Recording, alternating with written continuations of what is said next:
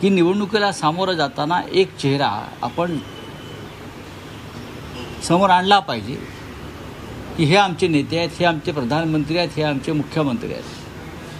पण महाविकास आघाडीचा जेव्हा निवडणुकीला सामोरे गेली तेव्हाही हा चेहरा जाहीर करायला आणि सांगायला आपण उशीर लावला, त्याचाही आपल्याला फटका बसला. 2029 साली निवडणुकीला सामोरं जाताना आपला चेहरा जो आहे हा आपण समोर ठेवून लोकांसमोर जायला पण ते इंडिया आघाडीमध्ये गेल्यानंतर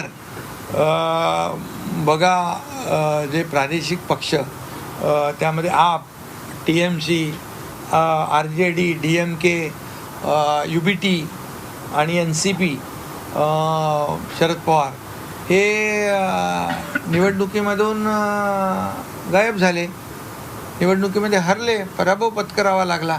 आपल्याला एकच सांगतो, हे निरुत्साह म्हणजे एक गलित गात्र झालेले लोक आहेत आणि अतिशय पराभवाने झालेले जे पराभव आहेत. मगाशी मी सांगितलं की इंडिया अलायन्समध्ये आल्यानंतर पराभव होतो, हे अशा प्रकारचं त्यांना विश्वास निर्माण झालेला आहे आणि म्हणून त्या या बैठकीपासून काही लोक दूर